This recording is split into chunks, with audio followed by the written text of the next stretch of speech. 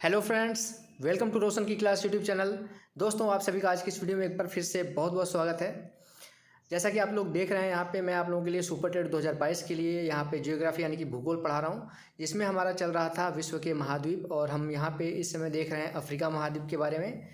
भाग 1 देख चुके हैं, भाग दूसरा है आज का हमारा। तो अगर अभी तक आप लोगों ने महाद्वीपों वाली सीढ़ी नहीं देखी है तो ऊपर आई बटन पे मैं लिंक दे दूंगा या फिर डिस्क्रिप्शन बॉक्स में मैं लिंक दे दूंगा, वहाँ पे जाके आप कंप्लीट आप लोग भूगोल की तैयारी कर सकते हैं। साथ ही साथ सुपर टेट की कंप्लीट तैयारी करने के लिए बिल्कुल फ्री रोशन की क्लास यूट्यूब चैनल से जुड़ जाइए। जुड़ने के लिए बिल्कुल फ्री है, नीचे लाल कलर का सब्सक्राइब बटन है, उस पर क्लिक करके सब्सक्राइब कर लीजिए। साथ ही साथ बेल आइकन को दबा के रखिए और वीडियो पसंद आए देखने के बाद तो वीडियो को लाइक ज़रूर करिएगा।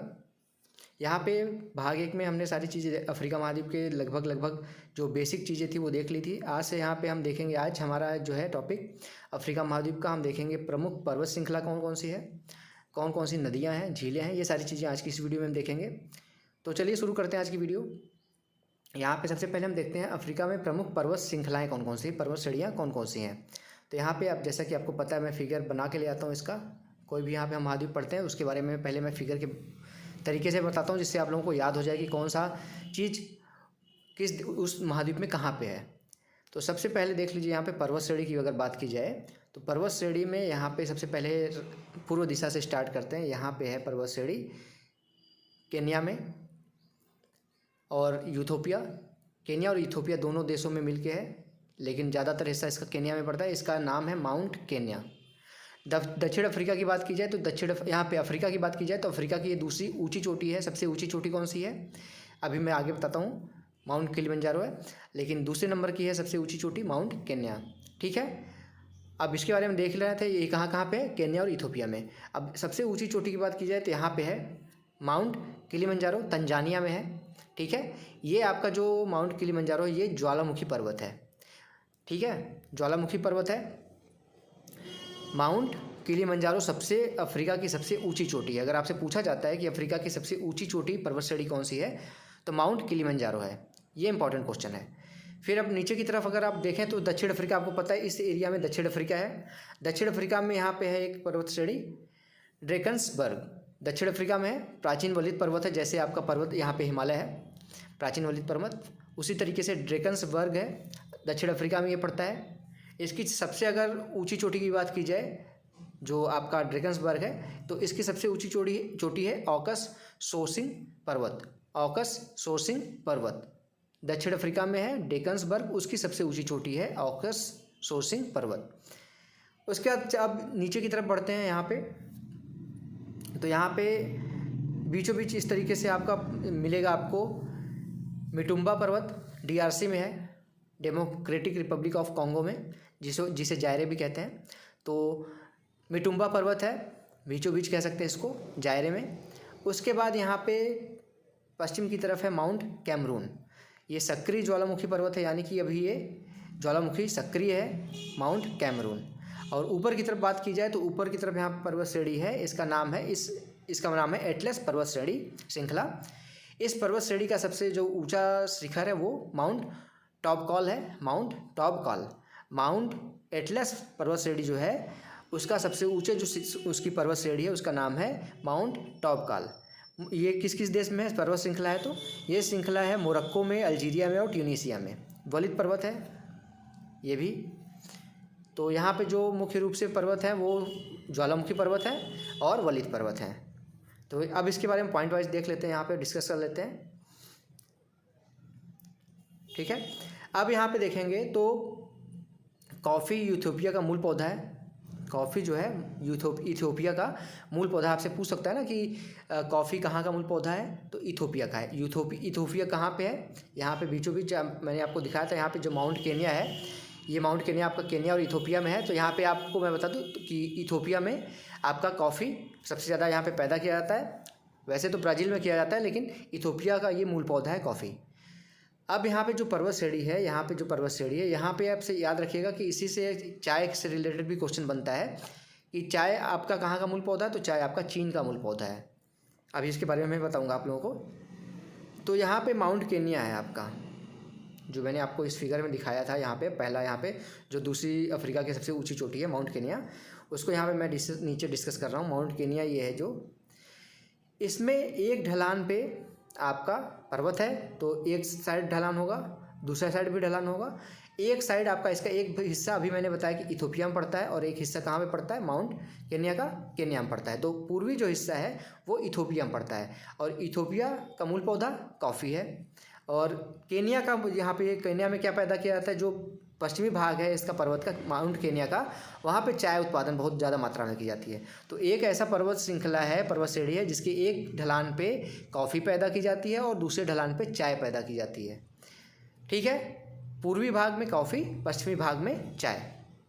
अब कॉफ़ी यहाँ पे क्यों पैदा की जाती है सबसे ज़्यादा, क्योंकि सूर्य का सीधा भाग प्रकाश यहाँ पे पूर्व हिस्से में है, पर्वत श्रेणी है, तो सूर्य का आपको पता है कि यहाँ पे जो अफ्रीका महाद्वीप में है, इसके बीचों बीच से आपको मैंने बताया कि यहाँ से जाता है आपका भूमध्य रेखा, तो इसके आसपास वाले इलाके में सूर्य का बहुत ज़्यादा प्रकाश पड़ता है। सूर्य का बहुत ज़्यादा प्रकाश पड़ेगा तो वहाँ पे कॉफ़ी बहुत आसानी से वहाँ पे पैदा की जा सकती है। अब चाय के बारे में मैंने आपको बताया था, चाय आपका मूल पौधा कहाँ का है, चीन का है, तो उसके बारे में भी देख लेते हैं। चीन में एक पर्वत है टियान सेन पर्वत, इससे रिलेटेड नहीं है आज के टॉपिक से, लेकिन इसको भी जान लीजिए आप लोग, इम्पॉर्टेंट है। टियान सेन पर्वत है, इसको पामीर के पठार, ये पर्वत जो श्रेणी है टियान सेन पर्वत, वो ये पामीर के पठार पे है।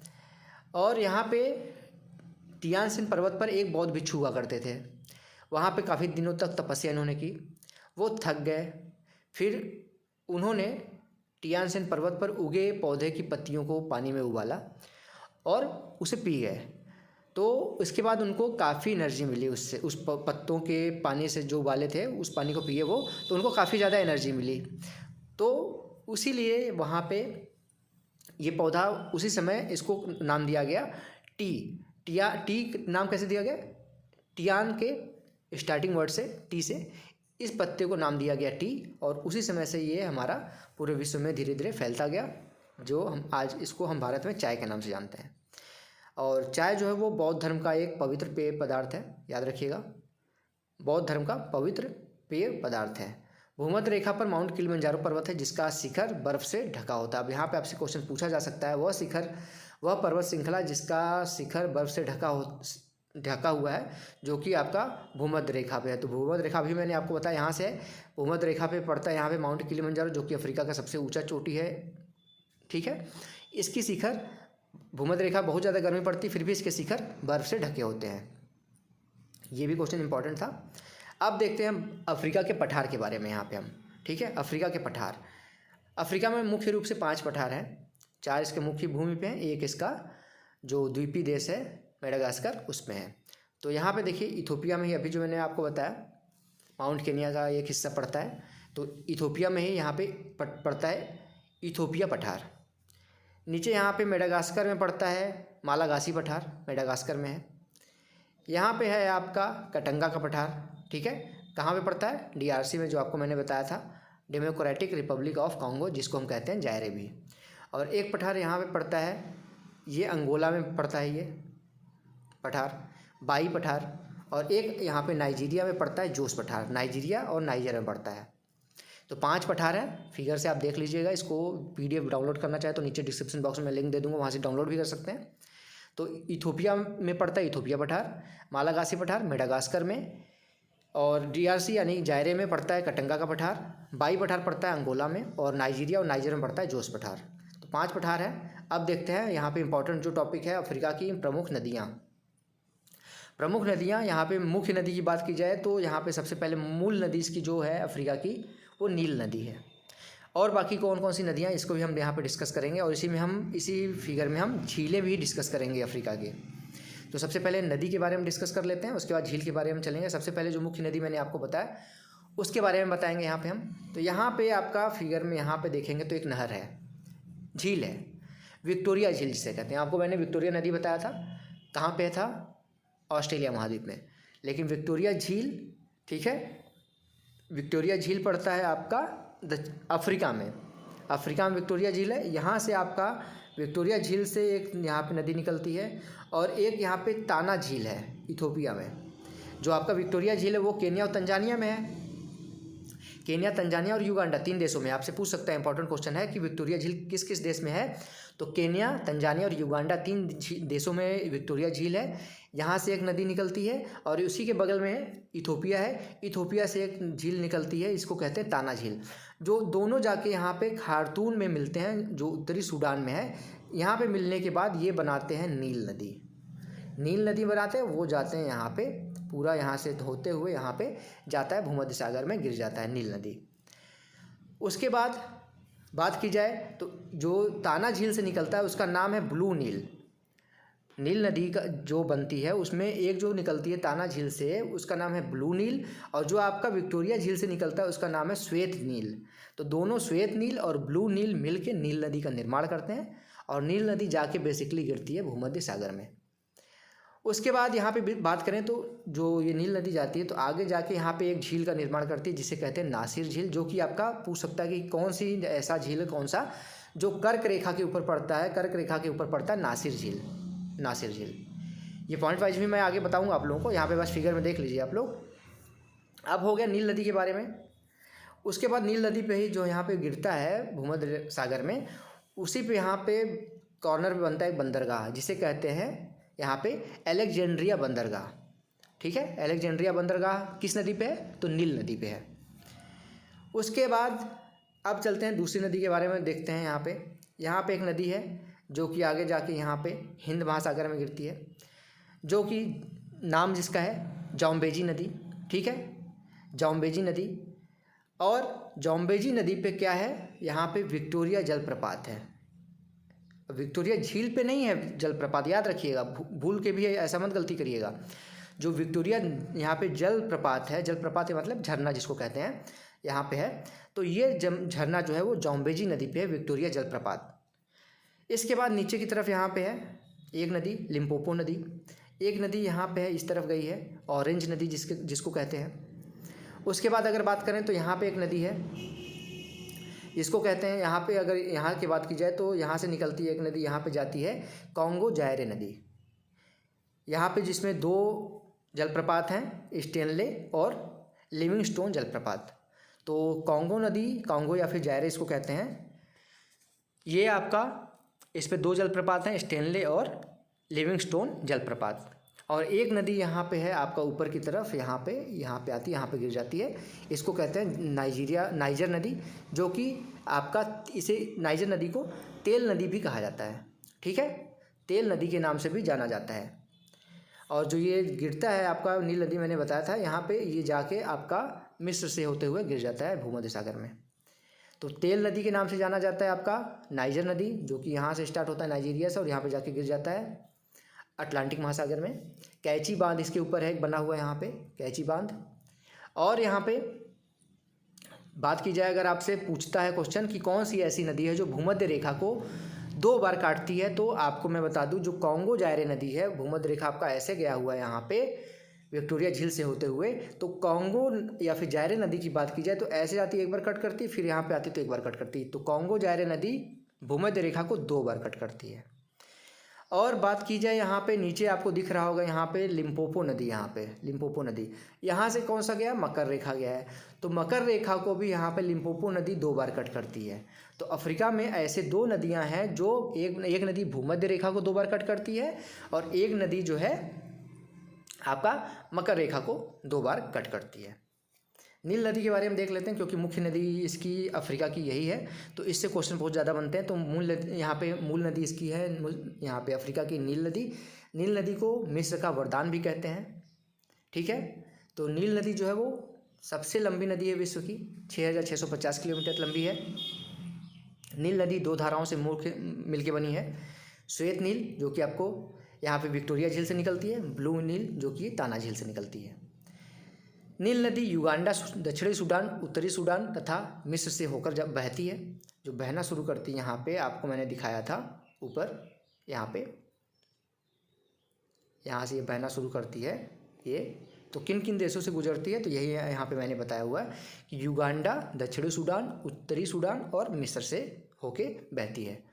नील नदी पर मिस्र के अस्वान बांध तथा नासिर झील स्थित है। अस्वान बांध मैंने आपको दिखाया यहाँ पे, अस्वान बांध यहाँ पे, और यहीं पे आगे झील भी है यहाँ पे, ठीक है। तो इसको याद रखिएगा। इसके बाद यहाँ पे उसके आगे की बात की जाए तो इसके यहाँ पे आगे की तरफ बढ़ते हैं हम।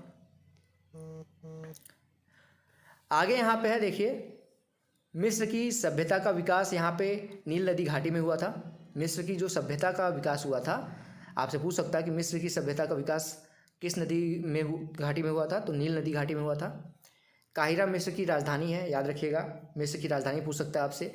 मिस्र की राजधानी है काहिरा, यह नील नदी के तट पर स्थित है।